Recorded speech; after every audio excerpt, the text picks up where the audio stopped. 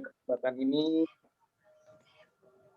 Bitok ya sedang mengadakan Zoom meeting.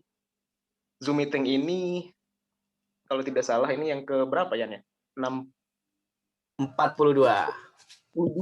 Sudah ke 42 saja. Jadi kalau Zim, sedikit info Zim, ini tuh udah setahunnya Bitok loh ini. By the way. Keren. Iya, ya. Iya nih. Iya, Bitok kemarin Juli juga bener ya, Juli tahun lalu ya mulainya. Kebetulan waktu itu saya lagi di Hanoi yang pertama ya, meeting yang pertama ya. Betul. Juga masih di Bogor. Iya. Sampai sekarang masih. Iya. Iya, untuk kesempatan pertama itu kita juga sempat membahas beberapa hal sih terkait dengan olahraga waktu itu. Dan kesempatan kali ini kita akan membahas tentu saja yang paling hot bisa dibilang ya. Karena ini berbicara tentang CPNS, semua orang pasti menginginkan menjadi ASN sebagian besar gitu sih.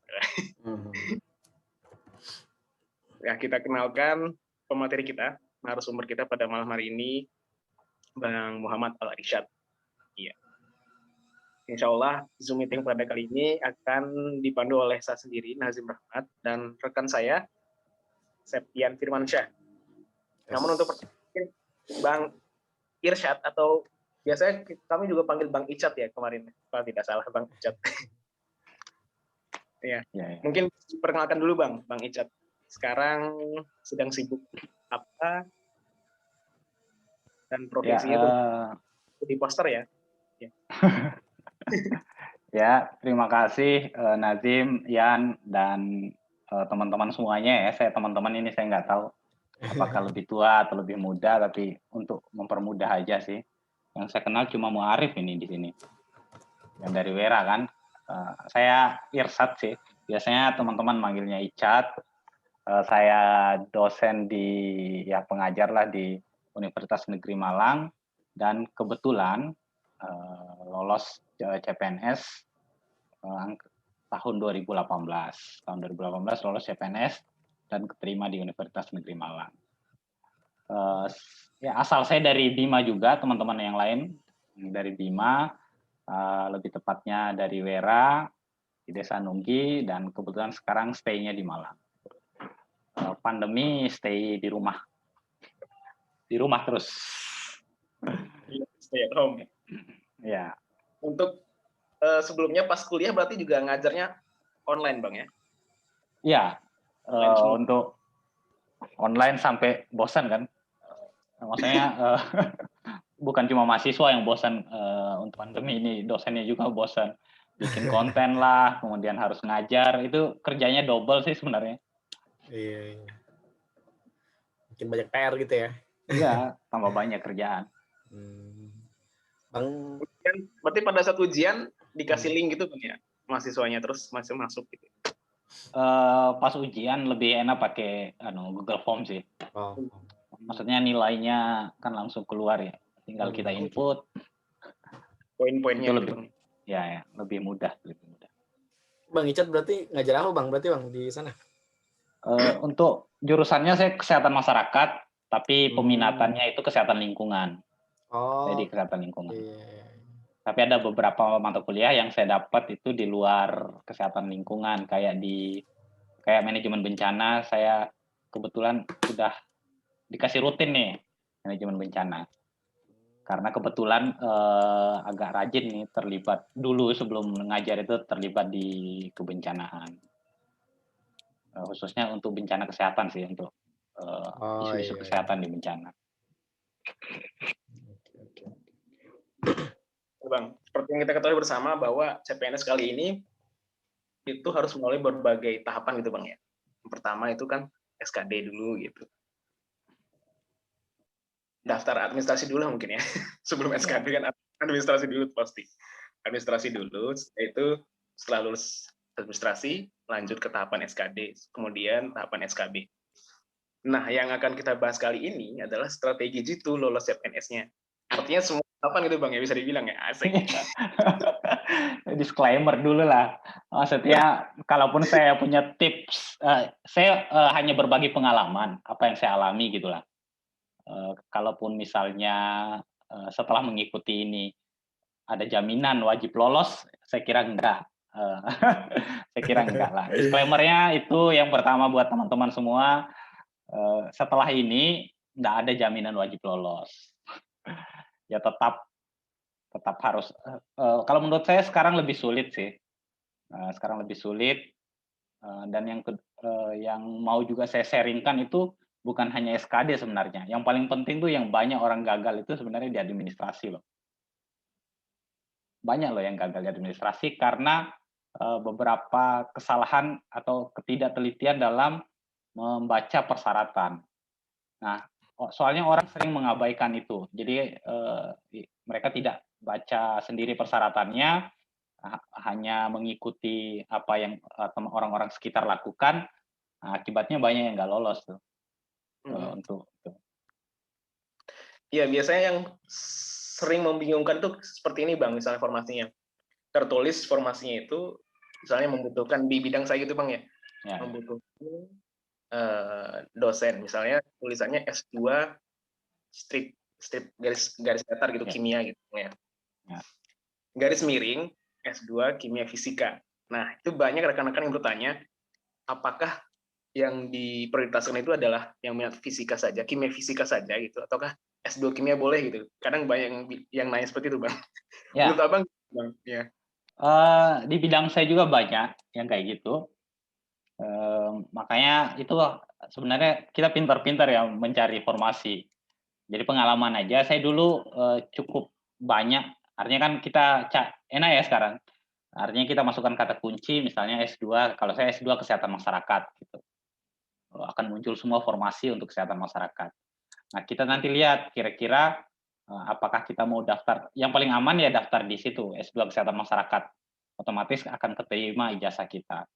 Nah, biasanya kenapa ada garis miring, kalau ini pengalaman yang di kampus ya, kebetulan 2 tahun terakhir ini saya diminta untuk nyusun juga formasi, karena kebetulan bidang saya masih cuma saya sendiri, jadi jurusan kadang minta kira-kira yang dibutuhkan tuh apa, yang apakah maunya S2 kesehatan masyarakat atau lebih fokus ke peminatan. Biasanya kenapa muncul garis miring itu, sebenarnya itu yang mereka butuhkan kadang.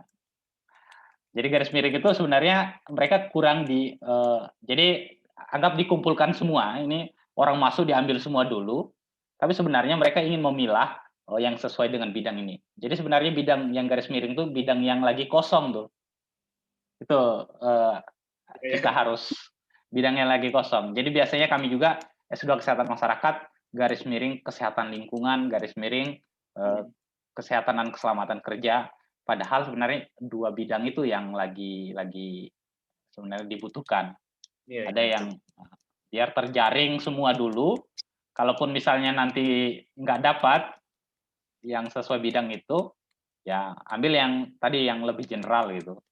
Ya, toh nanti dikasih mata kuliah yang tersebut gitu.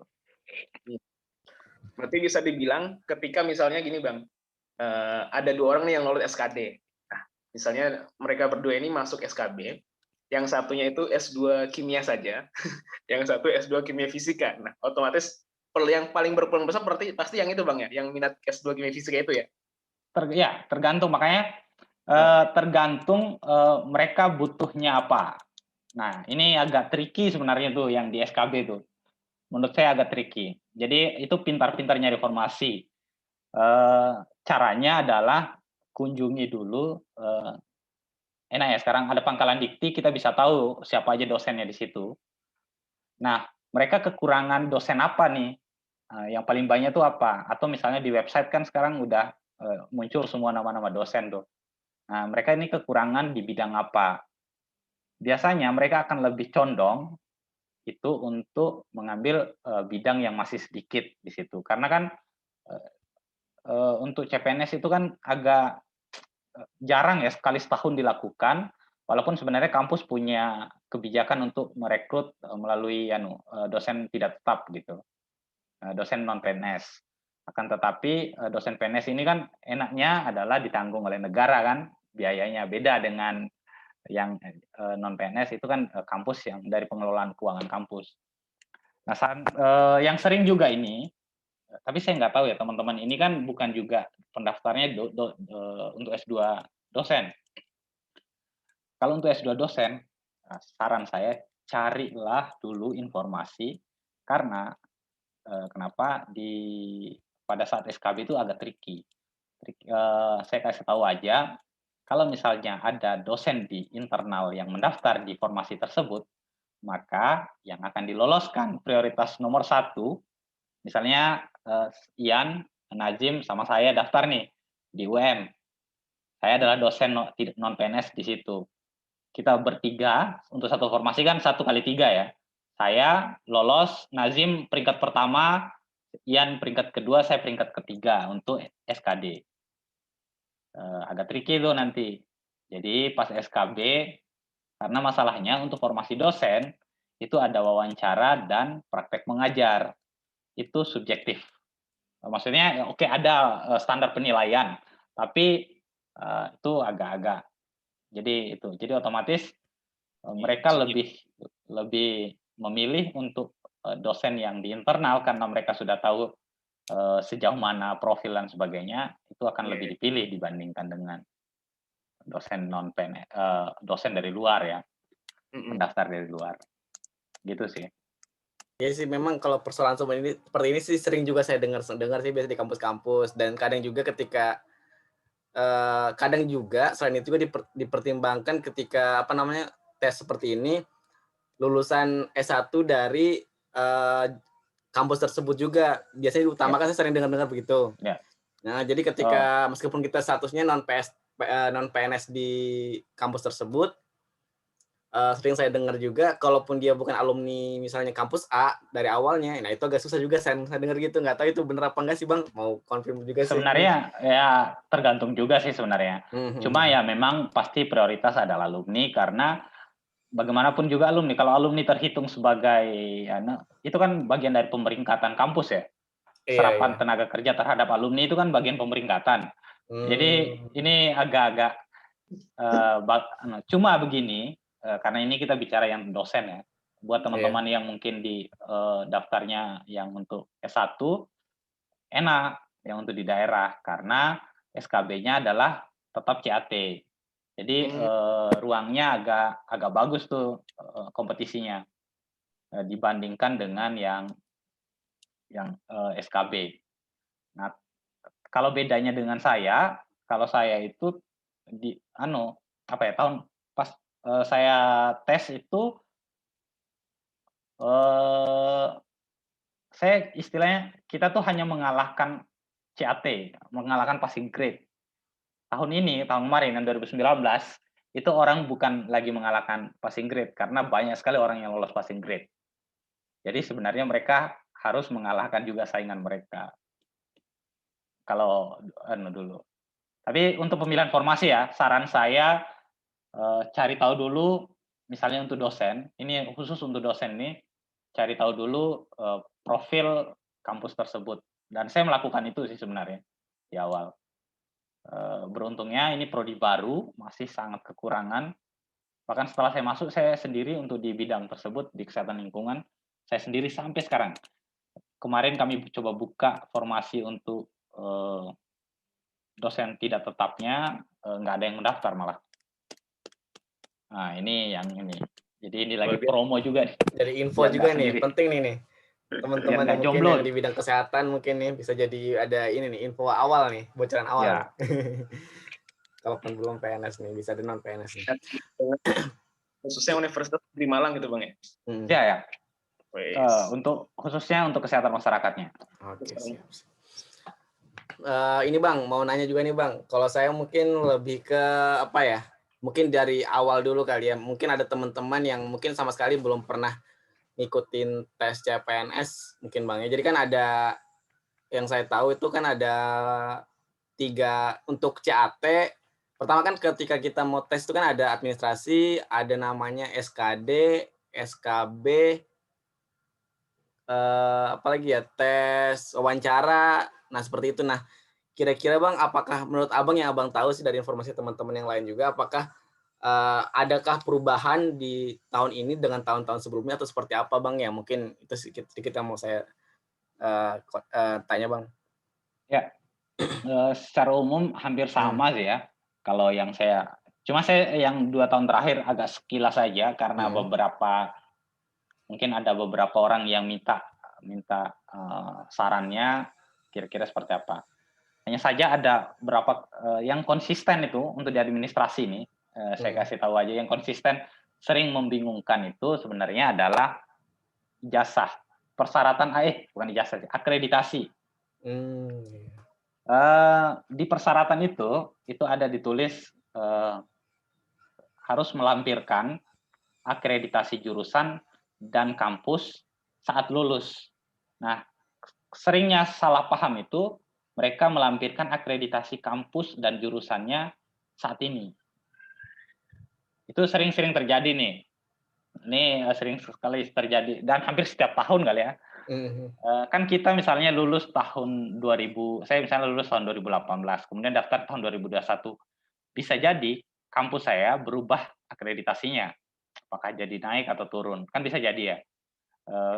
Kampus ataupun jurusan. Nah, orang sering melampirkan kampus juga sering juga memberikan kayak akreditasi terbaru. Kalau misalnya mahasiswa minta, mereka memberikan akreditasi terbaru. Padahal sebenarnya di persyaratan itu pada saat kita lulus. Jadi sebenarnya orang ini tuh ingin tahu kan akreditasi ini dalam tanda kutip itu menggambarkan kualitas jurusan atau kualitas kampusnya kan gitulah. Nah, orang ingin tahu seberapa sih bagaimana sih kualitas lulusan kemudian dengan kualitas kampusnya. Jadi saya harus garis bawahi lagi untuk administrasi itu saat lulus untuk akreditasi. Jangan sampai salah soalnya banyak nih yang salah tuh. Ada juga yang misalnya kirim akreditasi jurusannya, nggak kirim akreditasi kampus, ada yang kirim akreditasi kampus, nggak kirim akreditasi jurusan, dan ada yang kirim akreditasi yang terbaru. Nah, itu yang sering salah dan banyak yang nggak lolos. Maksud saya kenapa administrasi penting? Karena ya kan pertempurannya kita itu kan di SKD ya dan SKB. Masa harus kalah sebelum bertempur itu nggak bisa diterima itu. Kalah sebelum bertempur itu nggak bisa diterima. Maksudnya untuk hal-hal yang itu saran saya buat teman-teman yang mau ikut tes khusus untuk administrasi, yang pertama itu teman-teman harus baca sendiri persyaratannya. Maksudnya jangan dulu percaya dengan orang lain apa saja yang harus disiapkan. Ntar baca sendiri dulu, tandai aja dulu yang mana yang belum paham, setelah itu baru tanyakan ke orang lain. Daripada harus kita tidak pernah baca apa saja persyaratannya, tapi akhirnya kemudian salah administrasi itu agak-agak sayang juga gitu. Sama ada ini yang agak melebar ya Yan. Saya nggak tahu apa yang berubah. Nggak apa Bang. Saya nggak tahu apa yang berubah. Tapi hampir sama. Kemudian ada syarat yang tidak tertulis. Nah itu yang agak hati-hati itu. Nah, saya hampir terjebak sih. Yaitu nomor ijazah kita terregistrasi di sivil, dikti atau tidak. Itu dicek loh. Banyak loh ya. Jadi dulu akhirnya saya tahu, untungnya saya tahu sebelum saya mendaftar. Akhirnya saya cek nomor ijazah saya 1. Jadi kalau S2 kan kita daftar pakai ijazah S1 dan ijazah S2. Ternyata nomor registrasi ijazah saya itu tidak terdaftar. Saya sampai berpikir, waduh, ijazah saya palsu ini. Akhirnya ternyata ada juga kayak kampus-kampus kami lah yang di jauh-jauh sana. Pihak kampus tuh males menginput nomor registrasi jasa. Ada yang kayak gitu loh. Akhirnya saya kirim berkas, minta diinputkan, nggak sampai 1 hari itu langsung diinputkan, masuk, langsung terregistrasi. Itu biasanya itu tidak tertulis. Tidak tertulis tuh Yan. Tapi itu penting. Jadi Nanti kita teman-teman yang lain, ya. cek untuk ngecek nomor ijazah di mana Bang nanti? Sipil Sebelum kita Dikti. Sipil Dikti. Sipil Dikti. Ya, SIVIL, Sipil Dikti. Sipil Dikti, siap-siap. Informasi baru nih Bang. Ya, itu makanya saya mungkin ini untuk bagian registrasi ya, nanti kita masuk di SKD, mungkin SKB. Soalnya SKB itu agak berbeda. Jadi tiap instansi itu bisa berbeda satu dengan yang lain. Iya, benar. Antar kementerian pun berbeda loh. Nantilah kita. Sama ini Bang, berkaitan dengan administrasi. Ternyata setelah saya cek, itu setiap instansi berbeda-beda persyaratan. Ini khusus formasi dosennya Bang. Misalnya di beberapa kampus ada yang tidak melampirkan persyaratan TOEFL gitu Bang. Nah ternyata di kampus yang di bawah Kementerian Perindustrian, terus Kementerian bukan perhubungan, pokoknya perindustrian sama apa gitu Bang, itu ternyata mensyaratkan adanya TOEFL. Nah itu gimana Bang? Ya, agak berbeda. Itu maksud saya, kenapa kita harus baca sendiri persyaratannya. Kenapa harus baca sendiri? Karena bisa jadi kita akan melamar di dua formasi yang berbeda. Misalnya saya dan Nazim atau Ian itu melamar di formasi yang berbeda dan memiliki persyaratan yang berbeda. Bukan cuma di administrasi. Jadi ada dulu. Jadi ini kasus yang dulu, yang tahun saya. Kalau sekarang mungkin nggak ada ya. Pengiriman berkas. Jadi ada syarat berkas dikirim, kan seperti itu. Itu warna mapnya, itu misalnya kita formasi umum, itu warna mapnya apa, formasi cum laude, formasi diaspora, kemudian ada formasi putra putri Papua, kan ada 4 kalau waktu zaman saya. Nah itu beda. Makanya kita harus tahu, dapatkan baca langsung. Nah, saya nggak tahu karena mungkin pandemi ini apakah ada pengiriman berkas atau tidak yang tahun ini. Nah, ada beberapa teman yang tahun 2018 itu yang nggak lolos berkasnya karena ada perbedaan persyaratan. Kalau kami itu dikirim via pos itu boleh, tapi ada instansi khususnya itu kebanyakan di daerah itu harus diantarkan sendiri. Ada yang kayak gitu. Akhirnya nggak lolos berkas gitu. Kalau kami dulu masih bisa via pos. Ya, berarti hal-hal seperti itu ya Bang ya, yang bisa menyebabkan ketidaklolosan ya. Padahal itu sederhana gitu Bang ya. Iya. Iya, hal yang sederhana makanya. Makanya seperti yang saya bilang tadi, nomor registrasi ijazah siapa yang pernah berpikir itu gitu. Siapa yang pernah berpikir nomor registrasi ijazah? Saya juga hampir berpikir ijazah saya palsu kan gitu. Ternyata kampus yang malas input ijazah saya. Iya. Gitu. Nah, ini juga ada satu. Apa Jim? Ya, ada yang TOEFL saja, itu tulisan administrasinya TOEFL. Nah, ternyata ada juga satu formasi yang sengaja menuliskan TOEFL prediksi gitu. Artinya yang tulisannya TOEFL saja harus TOEFL asli berarti Bang ya, yang di bawah lembaga yang dinaungi oleh lembaga yang resmi berarti Bang. Ya.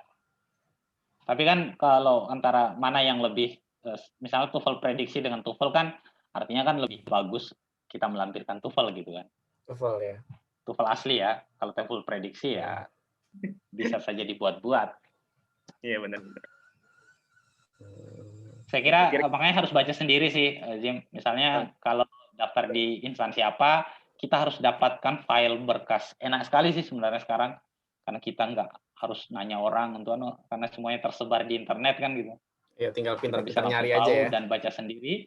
Ya, sayang aja misalnya itu kita harus salah di pemberkasan. Nah, itu menurut saya cukup disayangkan. Karena kalah sebelum bertarung itu ya aduh janganlah. Bertarung dulu. Siap. Terus ini Bang, mau nanya lagi Bang. Apa namanya? Kita yang mendaftar nih, tentunya kan pasti ada namanya kebimbangan-bimbangan nih Bang. Nah kadang menurut Abang nih, kadang ada yang formasi satu, jadi mikir-mikir, aduh satu nih, daftar nggak ya? Takutnya pas Ya. berdaftar susah peluangnya nih. Giliran ada yang akhirnya orang-orang mulai berpikir, oh udah mending cari yang peluangnya banyak, ada mungkin 5 apa 10 itu. Tapi pas direkap di akhir Ya. ketika selesai semua didaftarkan, dilihat justru yang apa namanya yang banyak itu tuh diserbu juga rame-rame sama orang. Nah, menurut Abang tuh kayak gimana sih fenomena gitu, Ya. Bang? Itu pengalaman saya ya, itu pengalaman saya. Ini pengalaman. Jadi kebetulan tapi sebelum itu apa ya? Intinya kita punya pertimbangan ya kenapa milih formasi gitu lah. Sebenarnya kalau saya pertimbangan awal itu saya tuh pengen di NTB atau yang paling dekat dengan Bima lah gitu. Ya, kalau misalnya ada di Mataram atau yang Bali itu saya mungkin yang lebih dekat dengan Bima, itu pertimbangan saya pertama. Jadi saya punya klasifikasi persyaratan sendiri untuk formasi yang mana yang harus saya pilih. Nah, kebetulan pada saat saya itu agak banyak untuk penerimaan untuk S2 Kesehatan Masyarakat di Universitas Andalas, Padang ya, Andalas. Padang itu hampir 27, paling banyak itu Andalas. Kemudian di Jember, UNEJ itu hampir 17, Sriwijaya 3, Unja 3, Sriwijaya dan Unja malah lebih enak lagi tuh. Dia minta spesifik kesehatan lingkungan. Otomatis kan kesehatan masyarakat tuh agak tersisihkan, jadi lebih kesehatan lingkungan. Nah, jadi ada banyak formasi. Nah, cuma masalah. Nah, ini sekedar info biar enak konteksnya. Untuk Universitas Negeri Malang itu formasinya 1. Nah, itu kan maksudnya Yan ya. Formasi Negeri Malang tuh sebenarnya 7, tapi dipecah jadi satu-satu. Jadi karena harus berdasarkan peminatan. Jadi 1. Formasi saya itu 1,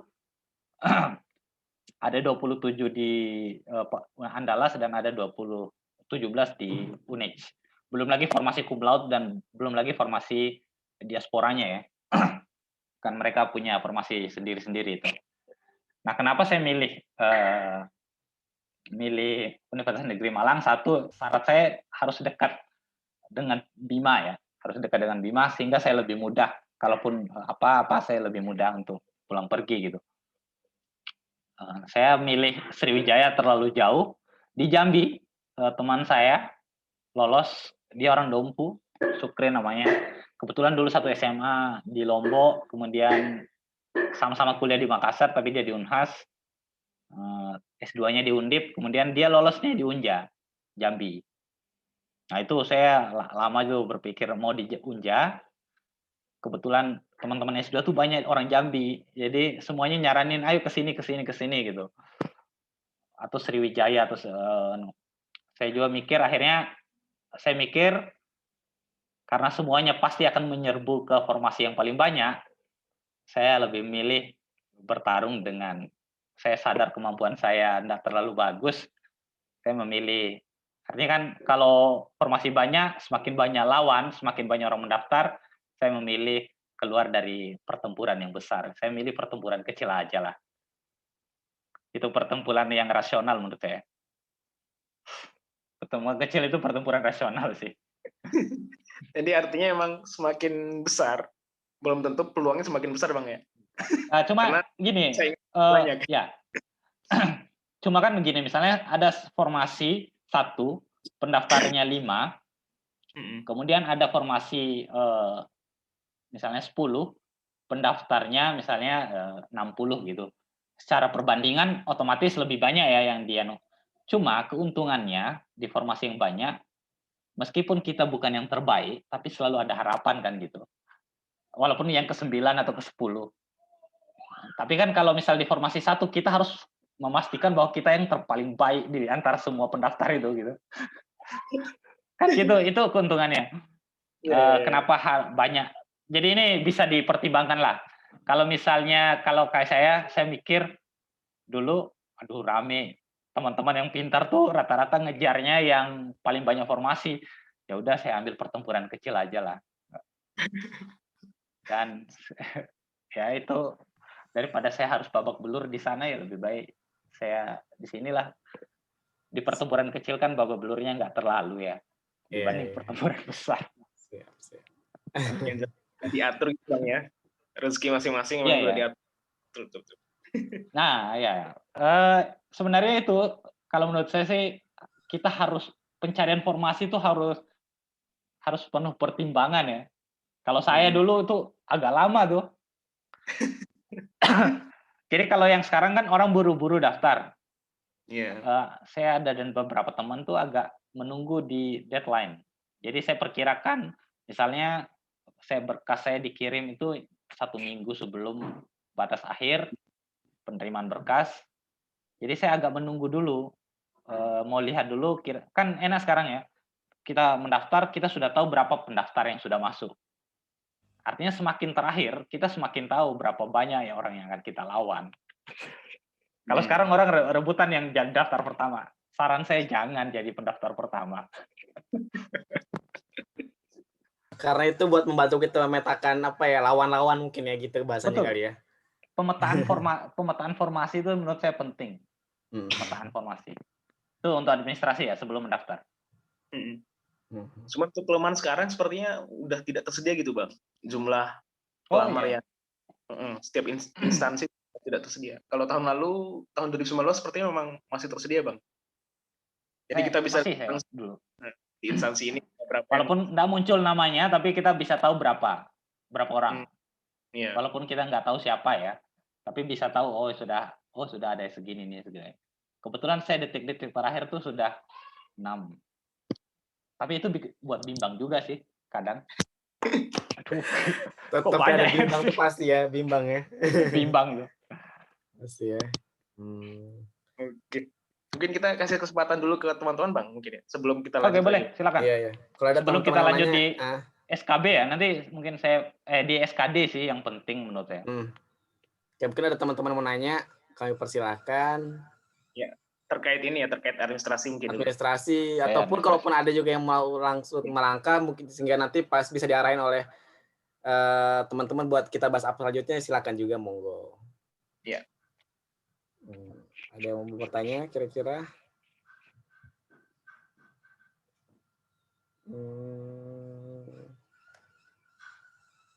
Oke, kalaupun belum ada nanti gimana nih? Kalau belum ada mungkin kita sambil lanjut dulu ke topik SKD Bang, biar nanti mungkin di tengah jalan mungkin ada teman-teman yang mau nanya mungkin Bang. Ya. Mungkin teman-teman juga ini sudah daftar semua gitu. Dan agak menyesal mungkin ada yang agak menyesal, waduh. Terlambat nih.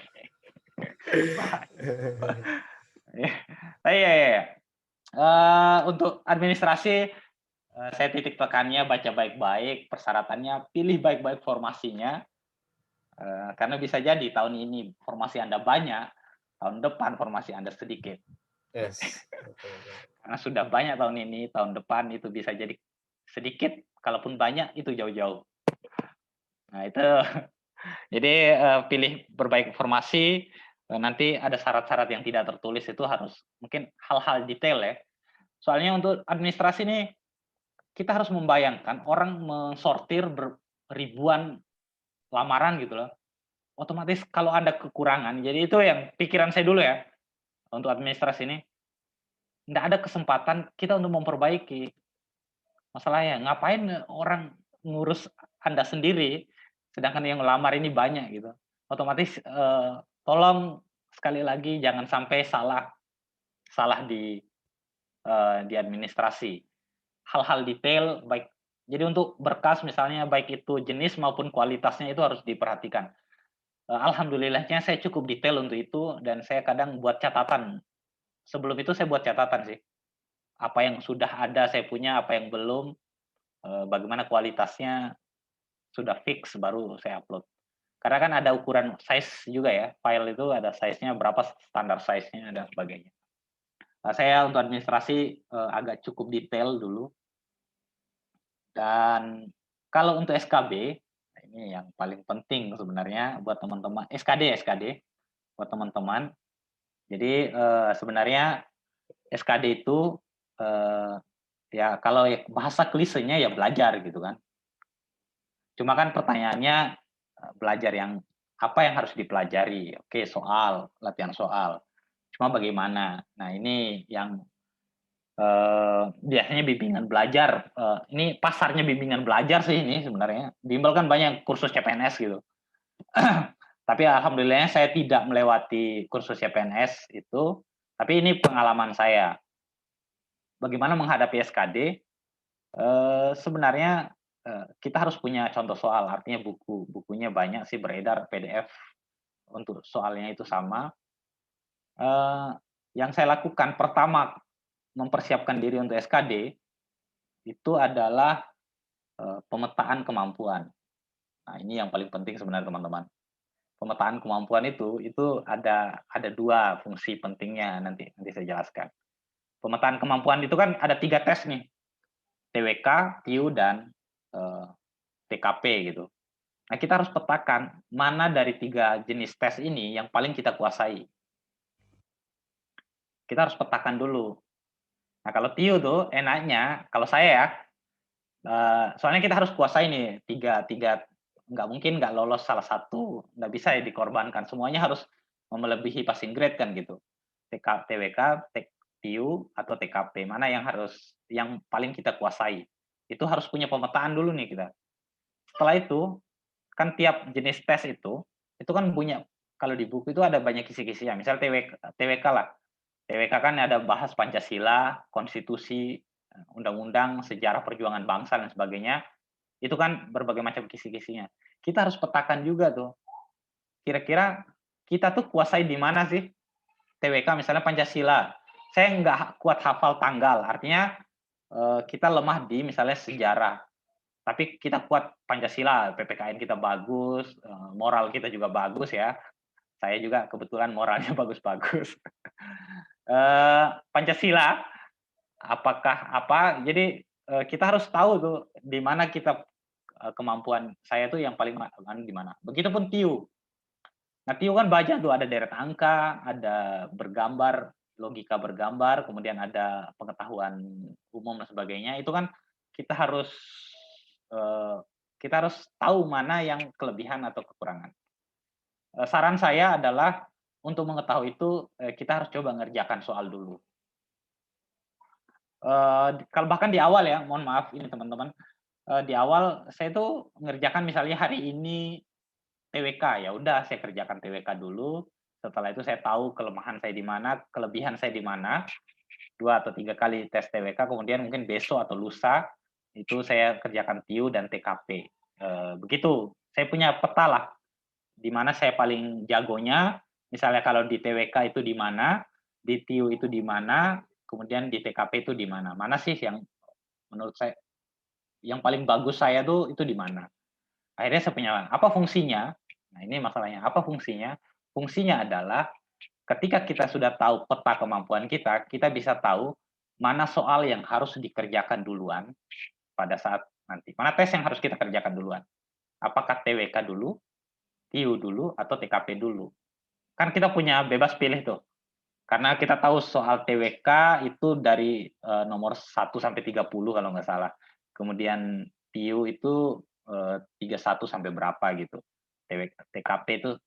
Nah, kita bisa tahu kalau misalnya kita kalau saya memilih mengerjakan yang menurut saya paling sulit terlebih dahulu. Jadi nggak apa-apa saya buang waktu untuk hal yang sulit, tapi untuk hal yang saya kuasai itu saya simpan di akhir. Tapi saya sudah punya peta jelas itu, mohon maaf. Jadi saya punya petanya jelas, cukup jelas. Itu pertama. Jadi dulu saya memilih, sebenarnya hasil pemetaan saya itu paling jago di TKP. Pemetaan saya awal. Tapi untungnya tes CPNS untuk lowongan dosen itu agak terlambat dulu, agak terakhir-terakhir dia. Dan lagi ribut di Twitter, TKP sulit, TKP sulit. Jadi banyak protes tuh di akun BKN tuh, TKP sulit BKN, kok nggak lolos. Akhirnya saya was-was kan, ya udah saya tidak underestimate terhadap TKP. Saya kerjakan TKP, saya anggap bahwa saya belum kuasai TKP. Dan benar, soalnya beda dengan yang ada di contoh soal astaga. sulit sekali memang TKP itu waktu itu ya. Akhirnya saya memilih TKP untuk dikerjakan duluan. Setelah itu TWK, ya Pancasila dan sebagainya itu, dan TIU. Kenapa saya memilih TIU di terakhir? Karena sebenarnya kan kalau Najim masuk UGM dulu tes apa TPA, Ya, Bang. kita sudah maksudnya sudah melewati itu ya. Kalau nggak lolos tes lagi gitu. Saya 2 kali malah. Akhirnya maksudnya tinggal di flashback ulang. TIU kan itu TPA. TPA. TIU kan TPA. Jadi tinggal latihan aja. Jadi saya agak pede lah untuk dan alhamdulillah nilainya lumayan sih waktu itu. Alhamdulillah saya agak lumayan untuk paling tinggi di antaranya TIU sih. Yang pas-pasan itu TKP. Passing grade-nya 143. Saya itu nilainya 146. Wis. Tipis-tipis, Bang. Tipis 3 banget. angka. 3 angka. Jadi makanya kita punya pemetaan. Nah, fungsi kedua dari pemetaan tadi kan kita harus tahu nih di TIU itu di mana misalnya kita agak sulit. Jadi walaupun nilai saya tinggi di TIU, ada beberapa jenis soal yang saya nggak bisa. Yang sudah saya pelajari, saya tetap nggak tahu, nggak ngerti. Sudah buka YouTube, lihat contoh soalnya, cara ngerjainnya, tetap aja nanti ngerjain lupa gitu. Nah, fungsinya apa? Ketika kita ketemu soal itu, nggak usah dipikirkan, klik aja jawabannya, apapun. Iya. Skip aja gitu. Itu fungsi pemetaan. Skip aja. Maksudnya daripada kita buang-buang waktu untuk hal yang sudah pasti kita nggak tahu gitu. Iya, Toh nanti juga nebak ujungnya, kan masalahnya waktunya terbatas ya. Iya. Waktunya terbatas, ya udah. Makanya fungsi pemetaan. Jadi kalau saya bisa dulu apa ya, saya agak lupa. Yang agak sulit tuh kalau hitung uang masih bisa saya tuh. Yang keuntungan berapa gitu. Di Yang perbandingan agak matematika dasar kalau nggak salah, agak matematika dasar atau fisika dasar itu yang agak sulit. Ketemu soal itu, saya langsung klik jawaban. Nggak saya baca soalnya. Sudah tahu jenisnya, saya langsung buka. Itu menghemat waktu lumayan sih. Daripada kita harus mengorbankan banyak soal hanya untuk memikirkan satu soal, 2 atau 3 soal, karena kan satu jenis misal deret angka itu mungkin 3 atau 5 soal. Ya kan lebih baik kita korbankan 5 itu daripada misalnya harus mengorbankan yang lain, kan masih ada harapan dengan yang lain. Siapa tahu juga kita kliknya benar kan? Nah, kita nggak tahu. Kan. Nah itu toh ujung-ujungnya untung-untungan juga kan di situ. Nah itu fungsi. Saran saya untuk teman-teman, lakukan pemetaan kemampuan itu penting. Baik mana yang paling Anda kuasai, TWK kah, TIU kah, atau TKP. Yang kedua dari TWK mana yang paling Anda jago, kemudian yang mana Anda sudah belajar tapi nggak ngerti sama sekali. Ketika ketemu soal seperti itu, langsung klik jawaban. Saran saya, jangan pernah berpikir lagi ini jawabannya apa. Klik aja. Kenalilah dirimu ya berarti tipsnya. Iya, betul. Dirimu. Buat pemetaan itu penting sih menurut saya. Oke. Langsung ke teman-teman mungkin siapa tahu ada yang ingin bertanya langsung. Ayo. Tentang SK. Silakan.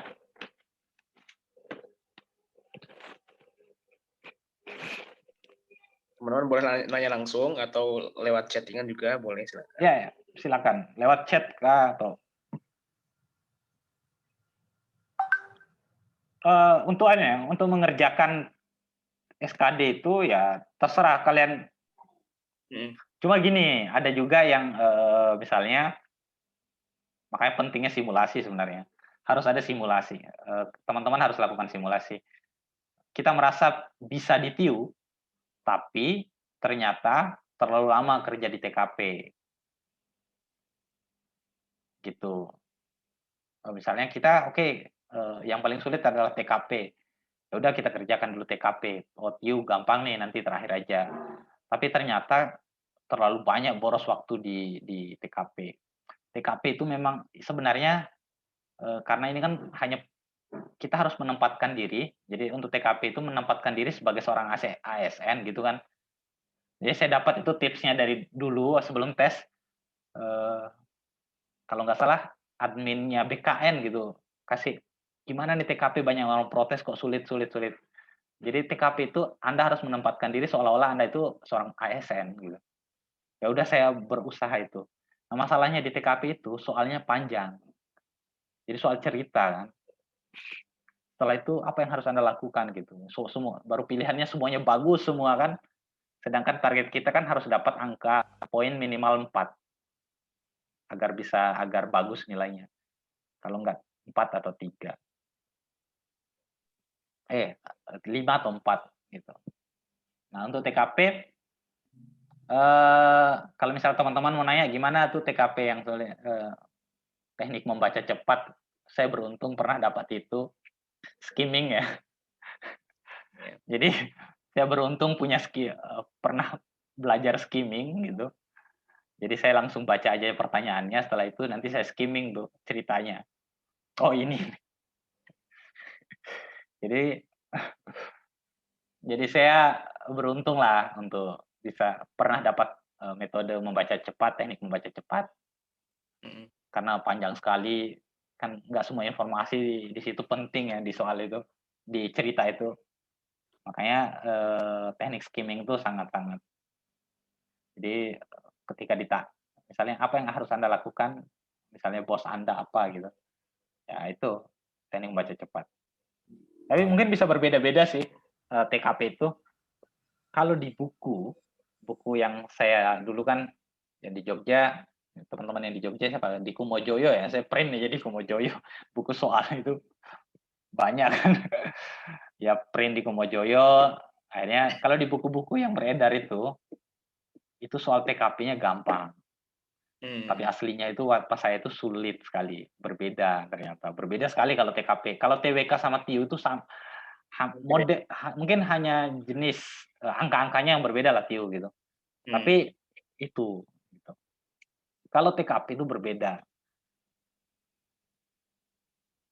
Iya, ini sepertinya Ya, ada yang untuk Sasa, ya mau tanya Bang, kalau TKP itu sebenarnya mencari jawaban terbaik versi kita atau jawaban terbaik secara umum? Sebenarnya jawaban terbaik dalam sudut pandang seorang ASN. orang ASN ya. Jadi orang di dalam sistem kan, karena kalau versi kita, kadang kan kita punya subjektivitas, kita berada di luar sistem yang belum pernah masuk ke dalam sistem gitu. Bisa jadi itu akan berbeda cara kita melihat persoalan.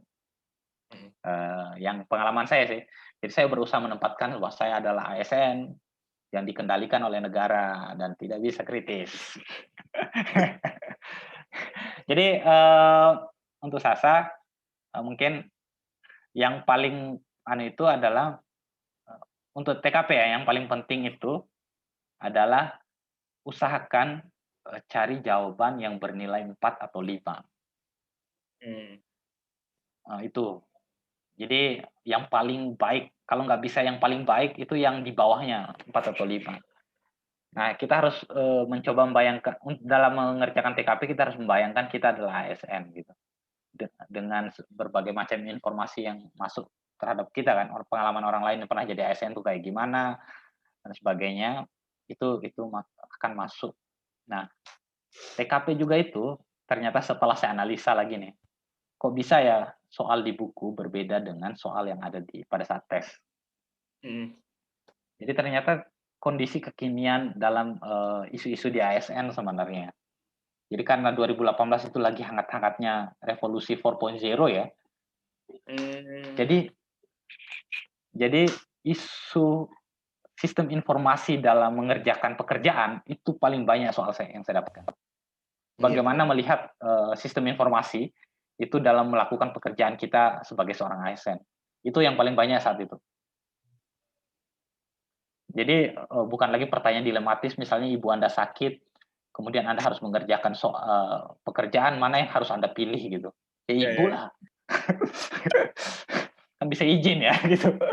Cuma nggak keluar yang kayak gitu.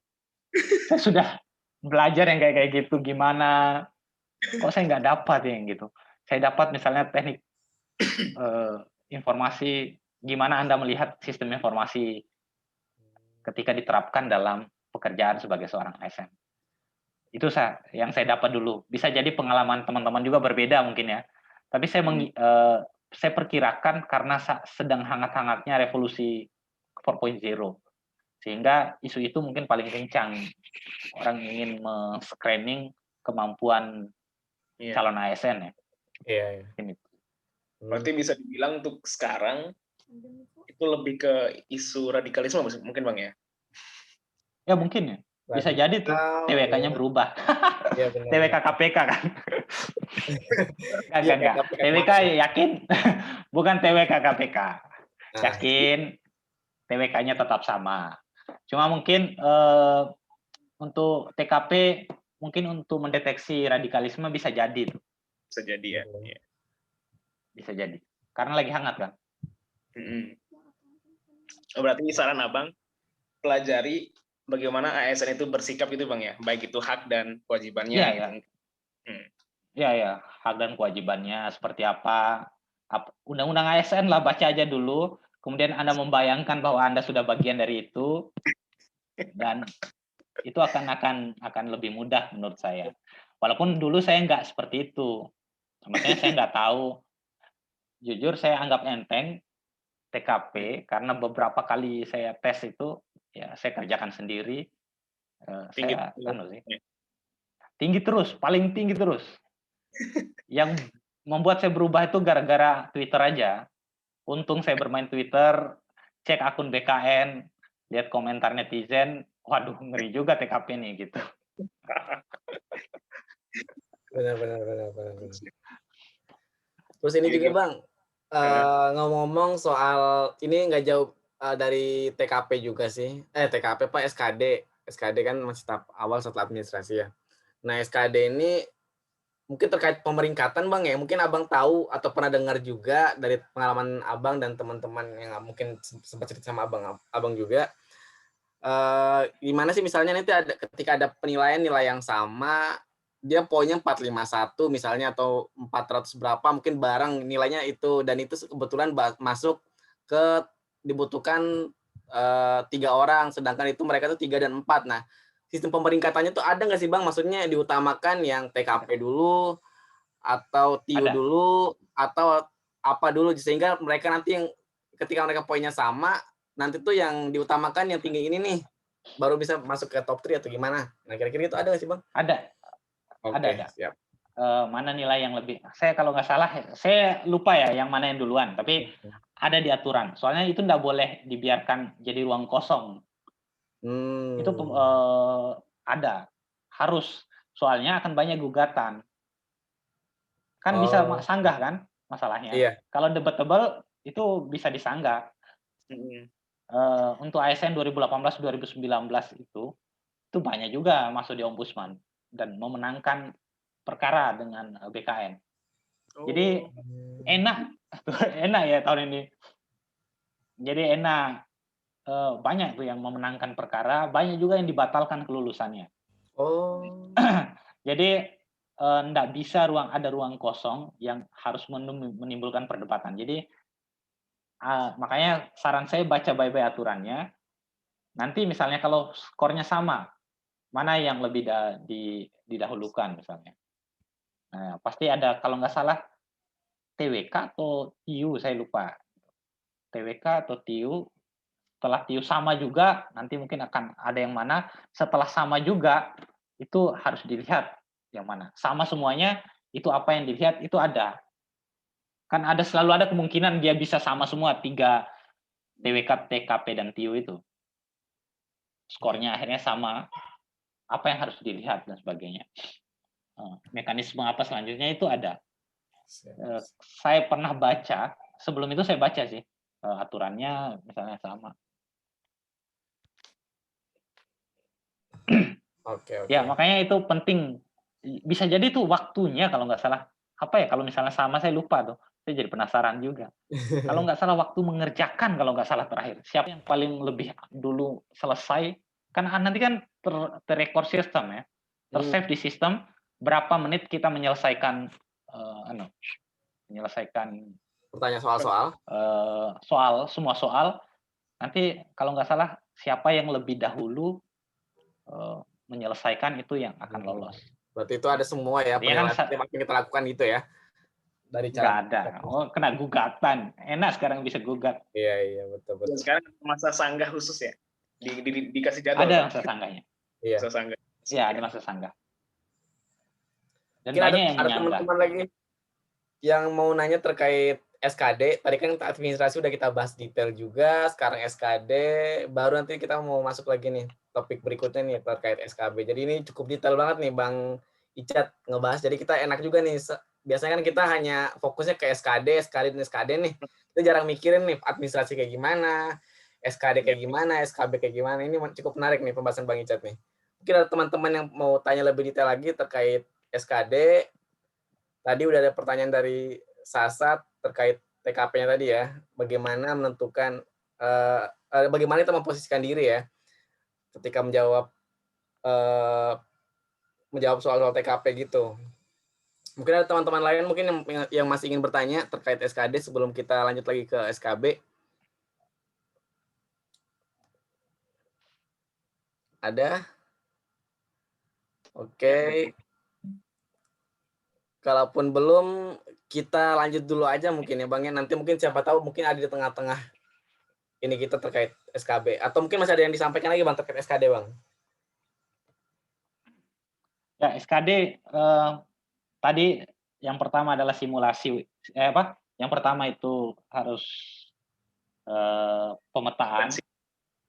Tadi fungsinya jelas ya, pemetaan itu untuk kita mengetahui mana yang harus kita kerjakan lebih dahulu, mana yang nanti, karena kita itu punya strategi, harus strategi lah. Karena kita sudah di medan tempur ini, jadi kita harus punya strategi sendiri.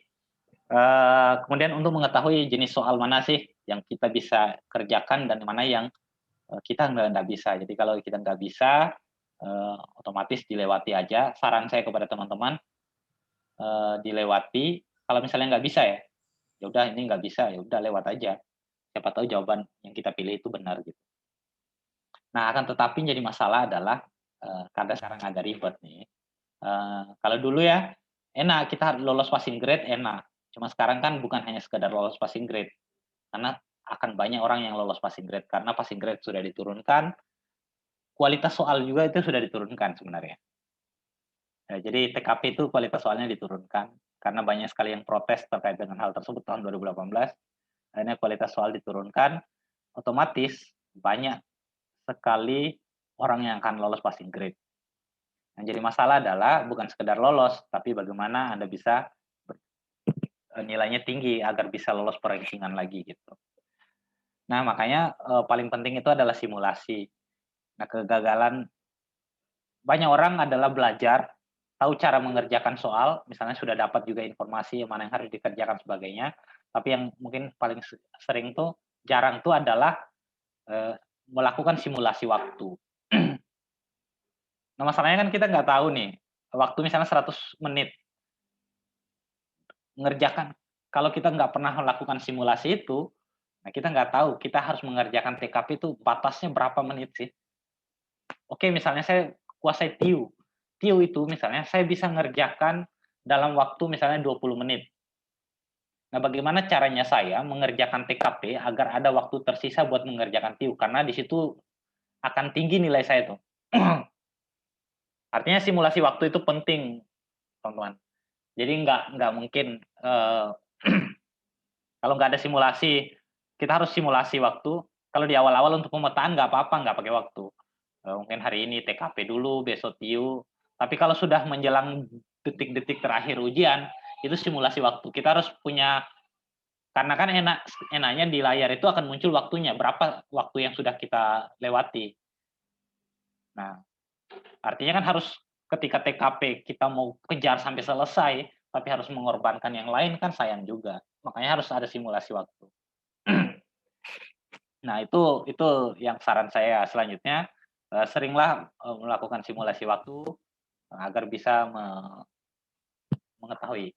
Sama apa ya? Misalnya kita sudah tahu passing grade-nya misalnya 75, 80 dan 143 misal. Gitu kan passing grade. yang tahun saya. Nah, masalahnya kan kita harus tahu tadi pemetaan kita, jangan sampai kan tadi saya bilang lewatkan saja soal yang tidak bisa kita lakukan. Nah, masalahnya adalah kalau misalnya terlalu banyak juga yang kita lewatkan, nah itu masalah kan. Akhirnya nggak lolos passing grade gitu. Maksud saya adalah kalau misalnya Anda hasil pemetaannya masih kurang di beberapa bagian soal, maka itu harus di-upgrade. Enaknya sekarang ada YouTube yang bisa mengajarkan kita segala hal. Apapun yang kita tanyakan selalu ada di YouTube. Asik. Jadi ya kan artinya itu otomatis misalnya kita harus hasil simulasi kita nanti itu harus melewati passing grade bagaimanapun caranya. Kalau Anda itu sudah bisa tenang gitu. Kalau sudah tinggalkan bagaimana agar nilai setelah melewati passing grade nilainya tinggi. Nah, ya kalau misalnya kita harus melewati 2 atau 3 soal tidak masalah. Cuma kalau kita harus melewati setengah soal ya habis juga kita di situ gitu. Itu satu. Sama yang kedua, simulasi waktu dan harus tahulah pemetaannya berapa passing grade-nya dan sebagainya. Kita sudah harus simulasi. Yang ketiga itu harus punya kelompok teman diskusi atau kelompok. Itu sangat membantu sih menurut saya. Saya kebetulan dulu lagi fresh-freshnya, baru lulus S2. Kebetulan lagi rame banyak teman-teman. Kalau sekarang kan udah berpencar nih semua gitu. Lagi banyak teman-teman yang sedang semangatnya ikut CPNS. Dan alhamdulillah mereka ada. Nah, fungsinya teman atau diskusi kelompok itu siapa tahu ada soal yang atau ada informasi yang yang mungkin kita nggak paham atau yang terlewati oleh kita, ada teman yang mengingatkan. Kemudian ada soal-soal yang sebenarnya mungkin di buku kita itu nggak ada, itu ada teman yang teman sharing itu akan sangat membantu. Dan alhamdulillah dan misalnya ada ini berkasnya masih ada yang kurang nih gitu. Itu kan ada orang yang bisa kita mintai pertanyaan daripada sekarang kan banyak nanya di dinding Facebook. Aduh, tanpa tersesat itu nanya di dinding Facebook. Syukur yang jawabnya serius ya. Kalau yang jawab salah. Kan parah. Dinding Facebook. Jadi itu sih. Kalau saran saya yang terakhir untuk SKD harus punya teman diskusi. Syukur Muarif ini ada istrinya, ya diskusilah sama istri Muarif. Ya di mana kan bisa sambil anak, enggak masalah. Diskusi, yang penting ada teman diskusi. Soalnya ya hal-hal yang mungkin kita terlewatkan oleh kita atau yang kita anggap sepele itu ada yang mengingatkan. Saya kira itu. Itu ya untuk SKD. Siap, Bang. Oke, bagi rekan-rekan mungkin ada lagi yang ingin bertanya, silakan. Kami persilakan. Mau langsung, mau via chat juga boleh. Sebelum kami lanjut ke SKB loh. Sik.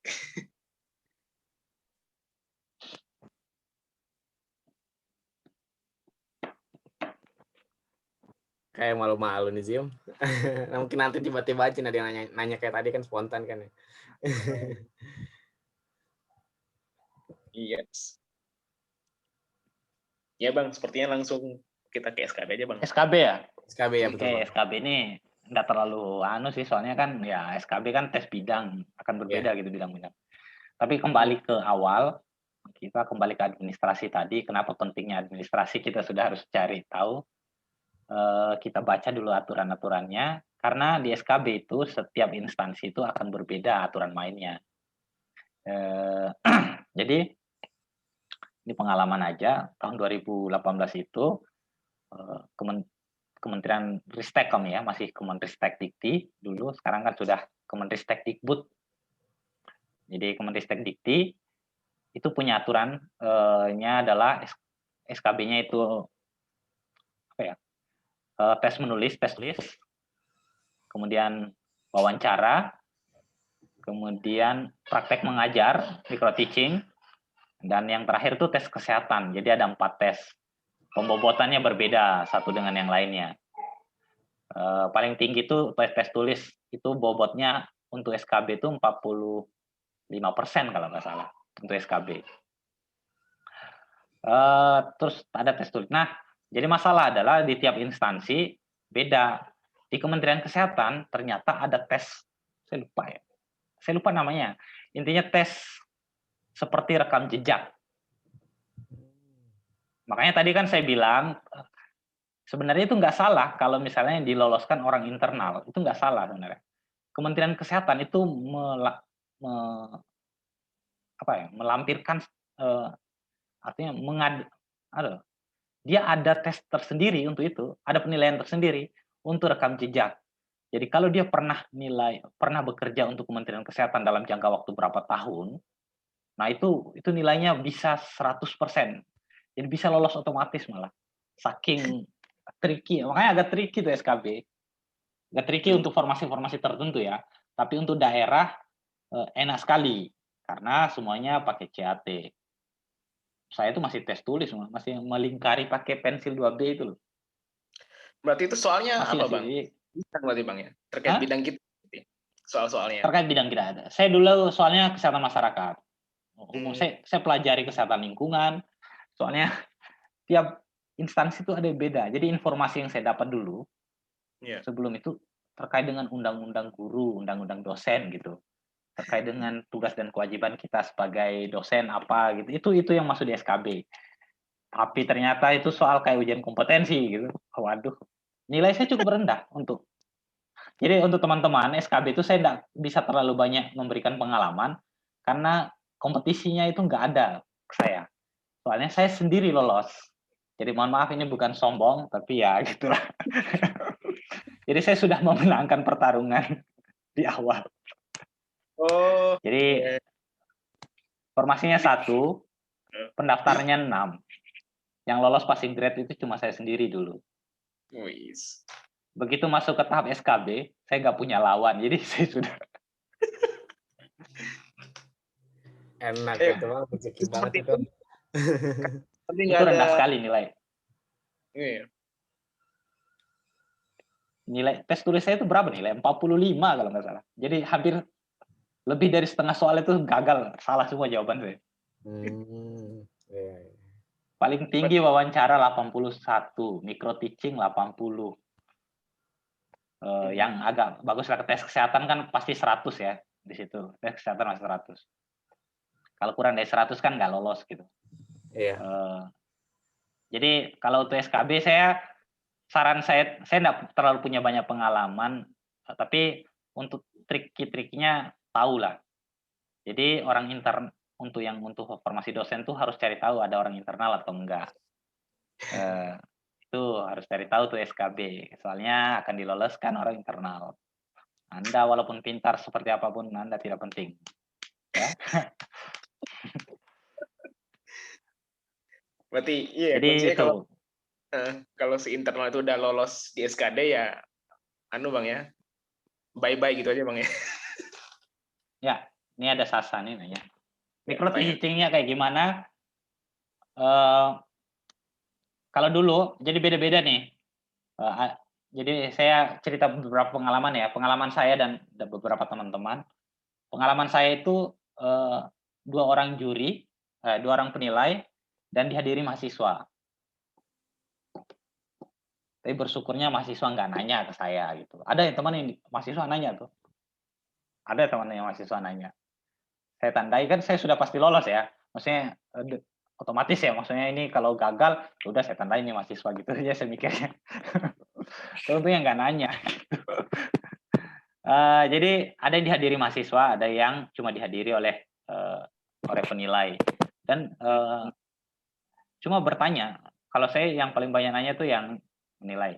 Nah, apa yang diajarkan sebenarnya kalau di kami itu mata kuliah yang kemungkinan akan kita ajarkan nanti sesuai dengan bidang kita. Kebetulan saya dapat, karena saya akan jadi tenaga untuk kesehatan lingkungan, saya dapatnya AMDAL. Nah, beberapa teman-teman yang punya yang harus menggunakan 1x3 itu mereka harus diundi. Topiknya diundi. Jadi mata kuliah apa mereka diundi. Nah, Syarat kedua, sebelum micro teaching itu kami buat RPS sama SAP untuk satu pertemuan. Jadi untuk pertemuan itu aja. Misalnya satu topik pertemuan itu kita buat RPS-nya apa, kemudian SAP rencananya apa, bahkan ada yang sampai syaratnya adalah membuat skenario pembelajarannya seperti apa itu dalam waktu. Nah, waktunya itu cuma 30 menit waktu itu. Dan kita harus punya skenarionya, sudah tertulis ya skenario berapa menit pembukaan, brainstorming-nya berapa menit, sebagainya, sampai nanti bagaimana model evaluasinya untuk pertemuan hari itu seperti apa. Ada itu disyaratkan. Tapi jujur untuk anunya saya nggak terlalu sih. Cuma yang agak membingungkan saya itu bagaimana membuat RPS sama SAP itu, aduh, plus saya nggak punya pengalaman sama sekali kan. Untuk RPS sama SAP. perkara persyaratan micro teaching-nya Bang, itu pemberitahuannya kapan Bang ya? Seminggu sebelum itu atau berapa menit sebelum Jadi micro teaching dimulai ya? ya nanti kalau saya dulu 2 hari, SKB itu 2 hari, nanti kan keluar jadwalnya dari kampus. SKB 2 hari. Nah, hari pertama itu tes tulis, setelah itu ada dikumpulkan kami. Kumpulkan tes tulis, setelah tes tulis dikumpulkan, kemudian dibagi topiknya, dibagi pembagian ruangannya, kemudian topiknya, siapa saja yang akan menilai, kan enak tuh. Jadi kita cari tahu dulu dia bidangnya, saya itu cari tahu tuh bidangnya apa, wawancara saya siapa nih, orang yang micro teaching saya itu bidangnya apa, Google Scholar-nya ada kan. Akhirnya saya tahu, oh bukan bidangnya kesehatan lingkungan, karena memang nggak ada. Ya udah, saya tanpa beban aja kan. Dia bukan bidangnya itu. Jadi bahkan ada pertanyaannya agak jadi yang kan kami kampus pendidikan ya, ex-IKIP. Jadi yang Kesmas itu kan satu-satunya kesehatan. Yang nguji saya itu cukup sepuh, dosen cukup tua untuk micro teaching, dan orang pendidikan, olahraga. Bidangnya ya olahraga. Tuh, pertanyaannya kan aduh enak sekali dijawab gitu. Tinggal oh ya, nggak terlalu nyampe ke substansi apa yang kan, karena itu bukan bidang mereka, jadi kita harus pahami. Itu. Tidak mendetail gitu Bang ya. Sama SKB akan ditanyakan juga kalau nggak salah ini. Soalnya ini yang pertanyaan hampir sama ke semua teman-teman setelah cerita-cerita lagi.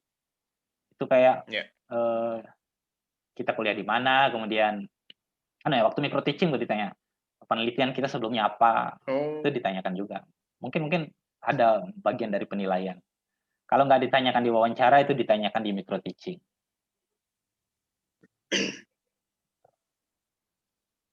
Ya, yang jelas berbeda-beda Bang, setiap instansi SKB-nya berbeda-beda. Iya, soalnya kan diserahkan ke instansi ya kalau SKB. Iya. Apalagi kampus, otonomi kampus itu, waduh, jangan. Biar menteri nggak ada urusan. Serius, itu sudah masuk di kewenangan kampus. Iya ya. Yang kampus itu nggak bisa rubah, itu hasil SKD. Maksudnya dalam arti yang nggak bisa dipakai trik-trik. Hasil SKD itu nggak bisa, soalnya itu terbuka untuk umum. Dan kalau bisa digugat kan. Nah, kalau ada tes yang subjektif kayak wawancara, micro teaching, itu kan sangat subjektif gitu.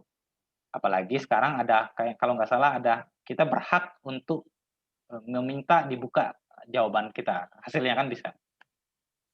Untuk informasi keterbukaan publik itu kita bisa berhak, misalnya kita nggak puas, kita bisa diminta.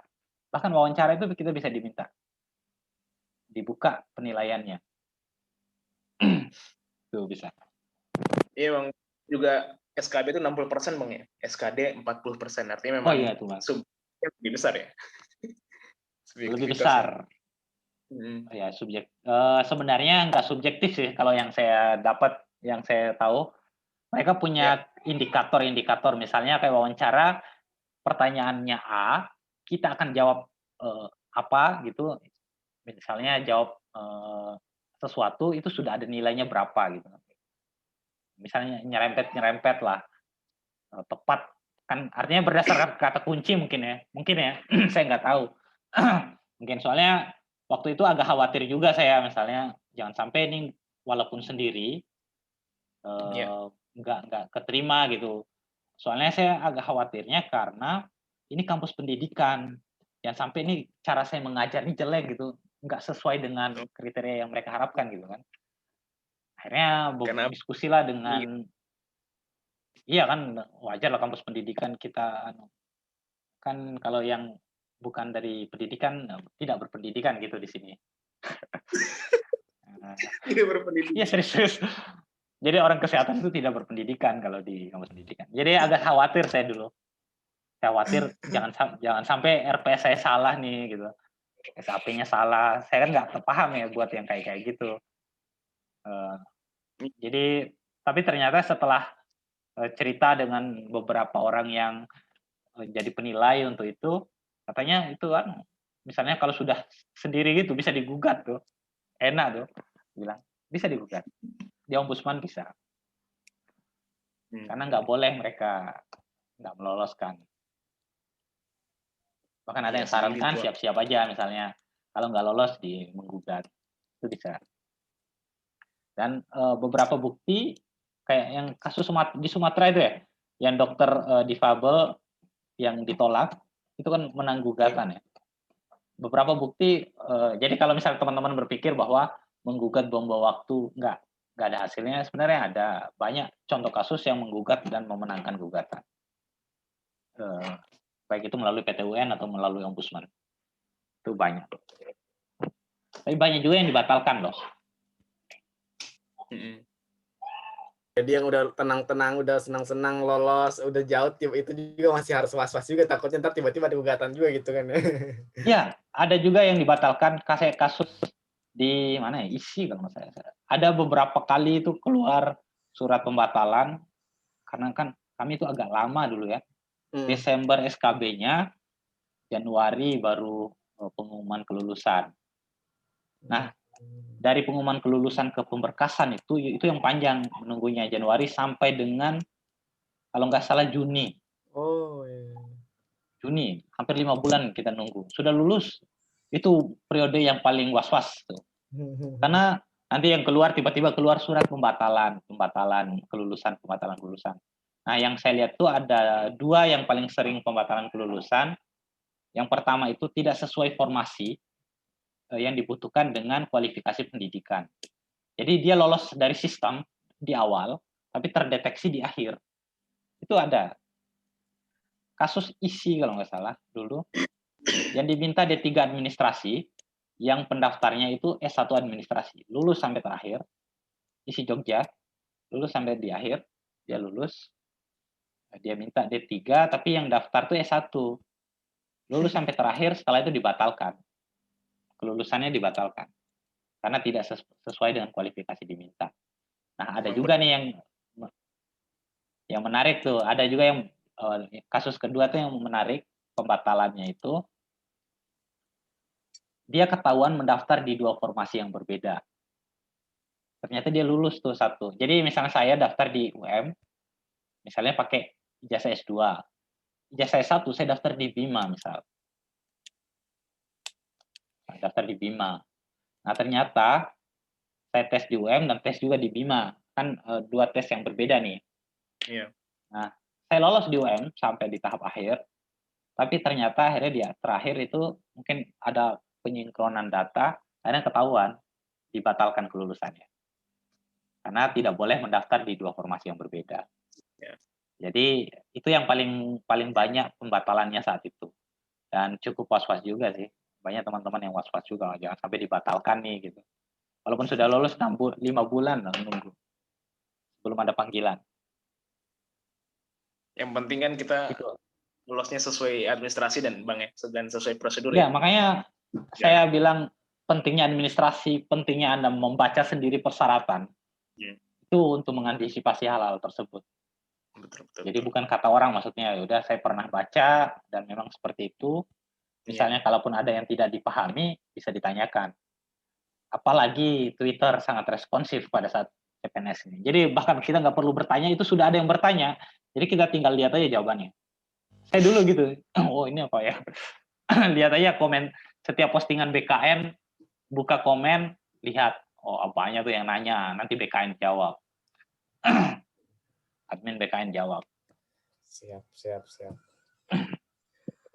Oke, mungkin masih ada yang mau bertanya, kita kasih kesempatan terakhir nih buat teman-teman yang mau bertanya. Ya, persilakan. Ini ada yang membuka apa nih? Mic-nya Reni 03. Silakan Reni.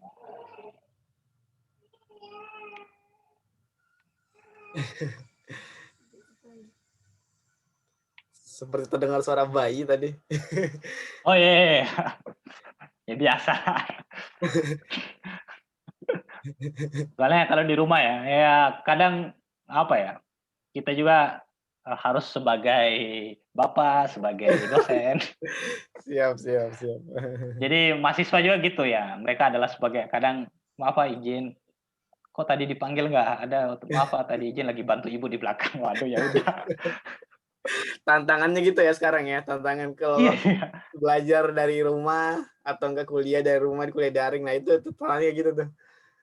Masalahnya juga kita nggak bisa memaksa mereka harus stay terus. Betul. Mungkin ya tiba-tiba ibunya butuh bantuan kan, ada anaknya ya wajar ya dipanggil gitu. Distraksi saat kuliah. Itu Reni. Hari ini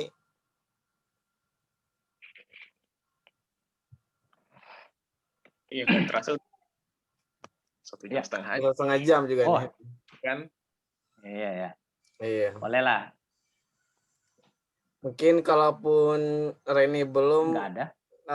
Saya mau nanya mungkin Bang, kalau tadi Ya, nih silakan.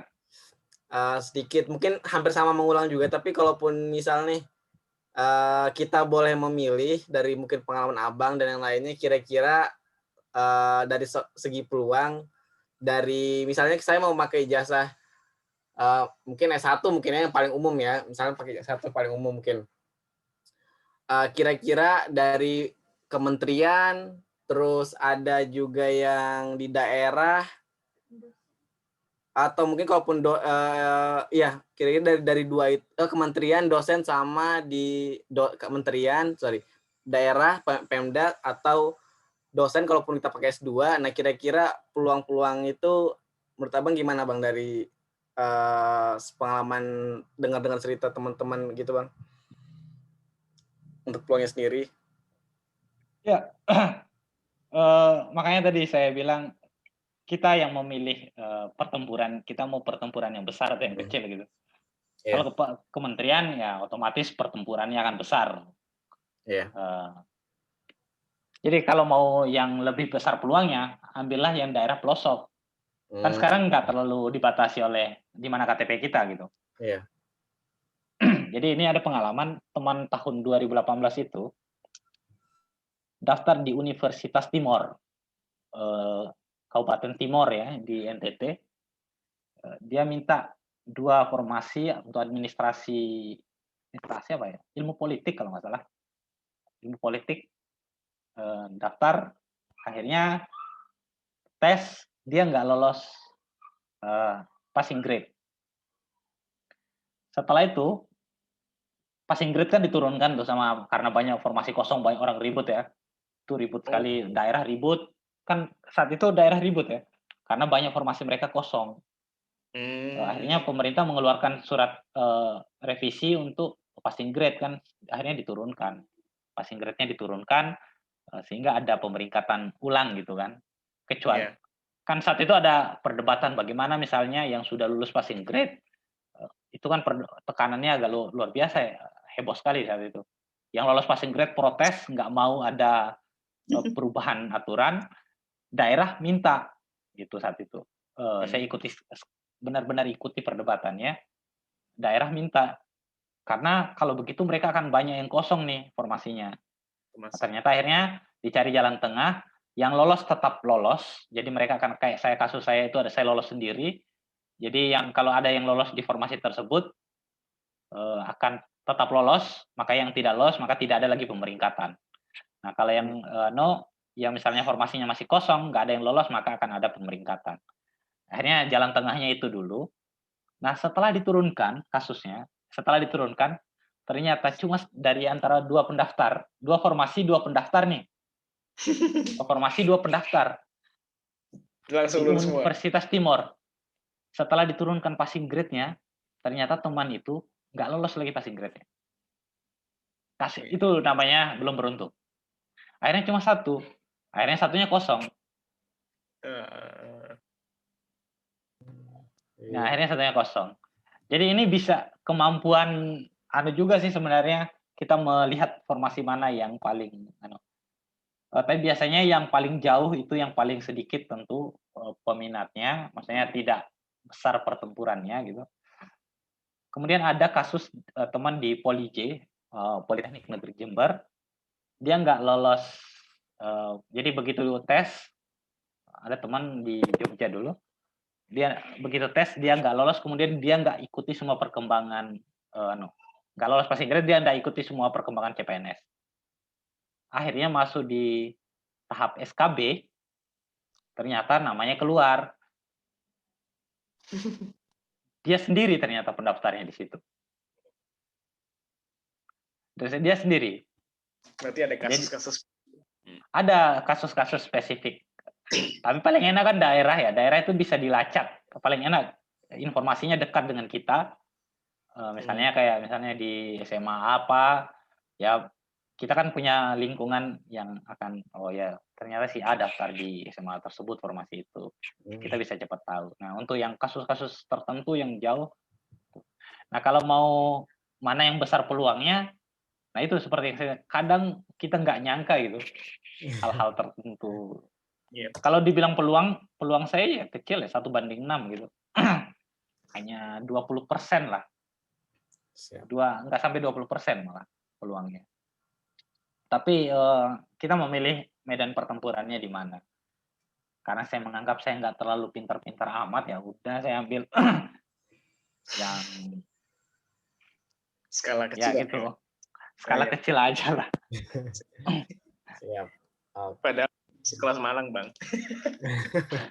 Saya nggak nyangka. Siap. Ya. Berarti intinya tuh kita. Tapi banyak distraksi kan. Sebenarnya kan banyak formasi distraksi kan waktu saya. Maksudnya yang semua orang berebut di formasi besar, tapi mengabaikan formasi yang kecil-kecil ini. Iya benar. Oke, berarti kembali lagi ke strategi kita dan sesiap apa kita menghadapi kayak tadi pertempuran tadi Bang ya, gitu Abang kayak Abang bilang tadi. Iya. Betul. Oke. Mungkin jika ada pertanyaan lagi, kalaupun nggak ada, mungkin kita langsung sudahin karena udah 1,5 jam juga nih, Bang.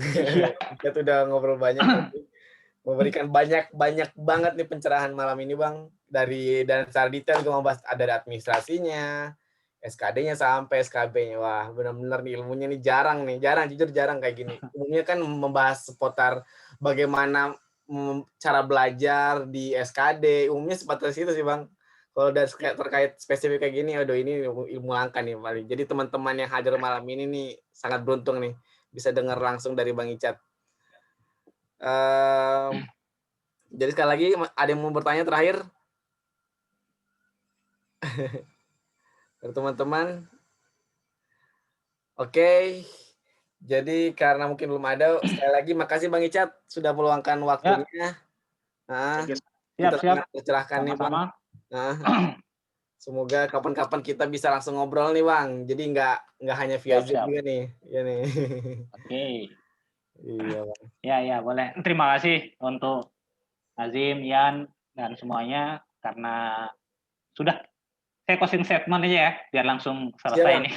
Ya, Ian sudah 2 kali diundang di sini. Saya senang bisa berbagi sebenarnya. Semakin banyak yang mendengarkan. Kenapa saya minta Zoom? Karena saya ingin mungkin nanti di-reupload di YouTube dan disebarkan lagi. Saya kira itu perlu ya. Mungkin ada yang ingin tahu pengalaman-pengalaman itu. Saya dengan senang hati untuk membagi dan semuanya secara detail. Cuma satu hal yang saya ingin tekankan, jadi begitu saya lulus, bagi teman-teman yang tahu bagaimana latar belakang saya dulu seperti apa gitu, saya Muarif dan sebagainya, akan mengatakan bahwa saya ini beruntung. pasti akan asal wah kamu beruntung, hampir semua. Dan di awal ketika saya mendengar itu, jadi dengan jumawanya, ya tahulah orang nggak lulus SKD semua kok, saya sendiri yang lulus. Masa saya dibilang beruntung kan dengan jumawanya saya ndak terima dah. Saya dikatakan beruntung gitu. Maksudnya secara di awal saya denial bahwa saya ini beruntung. Tapi setelah saya akhirnya kenapa pengalaman ini bisa saya bagikan sebenarnya gara-gara itu saya dikatakan beruntung, saya akhirnya refleksi kembali ke belakang. Apakah saya benar-benar beruntung atau tidak? Nah, ternyata benar bahwa saya harus mengaminkan bahwa saya ini adalah beruntung. Tapi dalam definisi bahwa keberuntungan bukan yang tiba-tiba jatuh gitu. Jadi keberuntungan itu bukan hal yang tiba-tiba jatuh dari langit langsung kita wah itu beruntung. Tapi sebenarnya dalam hal tes CPNS yang harus kita ingat, jadi ada yang bilang bahwa keberuntungan itu apa ya? Orang ketika persiapan bertemu dengan kesempatan. Jadi ada yang bilang seperti itu. Jadi tanpa persiapan maka nggak pernah ada keberuntungan, tapi persiapan tanpa kesempatan nggak pernah ada keberuntungan. Jadi kesempatannya sekarang ada, kayak tes CPNS ini ada, tapi kita bisa memilih dan memilah lagi kesempatan yang mana yang mau kita pilih. Di pertempuran besar kah atau pertempuran kecil, itu kan kesempatannya beda-beda. Kita harus sesuaikan dengan kemampuan kita dan tinggal kalau memang kesempatannya sudah ada, mari kita pertemukan dengan persiapannya. Jadi orang yang beruntung adalah orang yang telah melakukan persiapan dan bertemu dengan kesempatan. Saya kira itu. Terima kasih semuanya. Assalamualaikum warahmatullahi wabarakatuh. Waalaikumsalam warahmatullahi wabarakatuh. Sekali lagi kita ngucapin makasih Bang. Saya sama Nazim mau ngucapin mohon maaf kalaupun ada salah-salah kata selama berlangsung diskusi kali ini. Terima kasih sekali lagi buat teman-teman hadir. Kita undur diri. Assalamualaikum warahmatullahi wabarakatuh. Waalaikumsalam warahmatullahi wabarakatuh. Oke, jangan bosan-bosan ya kalau ada diskusi diundang. Iya Bang. Share. Enggak, saya senang sih dengan di talk. Akhirnya ada orang-orang Bima yang bergerak di ini. Siap Bang. Oke. Yo, terima kasih ya semuanya. Yo, Assalamualaikum. Waalaikumsalam warahmatullahi wabarakatuh.